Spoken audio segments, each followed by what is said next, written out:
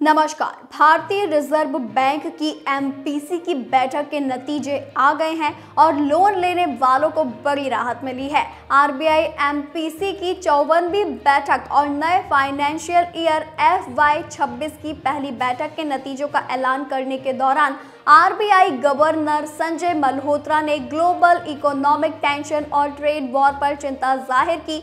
उन्होंने कहा कि इन चुनौतियों भरे माहौल में केंद्रीय बैंक ने रेपो रेट में 25 बेसिस पॉइंट की कटौती का ऐलान किया है और इसके बाद रेपो रेट 6% पर आ गया है। साल 2025 में ये लगातार दूसरी बार है जब केंद्रीय बैंक ने बड़ी राहत दी है।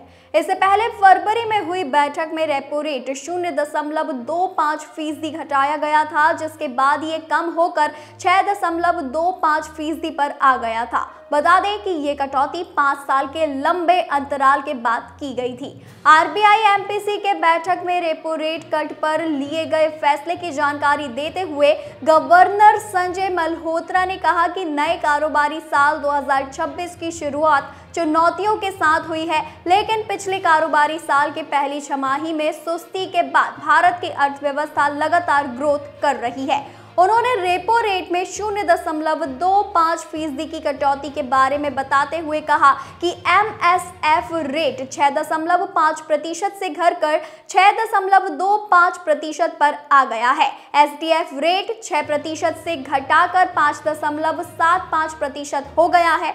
उन्होंने पॉलिसी रुख को न्यूट्रल से अकोमोडेटिव किया है। आरबीआई गवर्नर ने भारत की जीडीपी ग्रोथ को लेकर कहा कि इस साल इंडिया की जीडीपी ग्रोथ 6.5% पर रहने का अनुमान है। इसके साथ ही महंगाई दर के 4% के दायरे रहने की उम्मीद जाहिर की गई है। उन्होंने कहा कि कच्चे तेल की अंतर्राष्ट्रीय कीमतों में आई गिरावट से फायदा होगा। इसके साथ ही उन्होंने कहा कि भारत में इन्वेस्टमेंट एक्टिविटीज में तेजी आई है। इसके अलावा मैन्युफैक्चरिंग सेक्टर में भी सुधार के संकेत मिले हैं। टैरिफ वॉर और बाजार में गिरावट के प्रेशर के बीच रिजर्व बैंक ने बड़ा फैसला लेते हुए लोगों को बड़ी राहत दी है। रेपो रेट ताज़ा कटौती के बाद कम होकर अब सिर्फ 6% पर आ चुका है। बता दें कि कई रिपोर्ट्स में इस तरह का अनुमान जाहिर किया जा रहा था कि नीतिगत दरें घटाई जा सकती है। Bank of America global research की रिपोर्ट में अनुमान जाहिर करते हुए कहा था कि भारतीय अर्थव्यवस्था को देखते हुए केंद्रीय बैंक लगातार दूसरी बार रेपो रेट में कटौती करते हुए बड़ी राहत दे सकता है।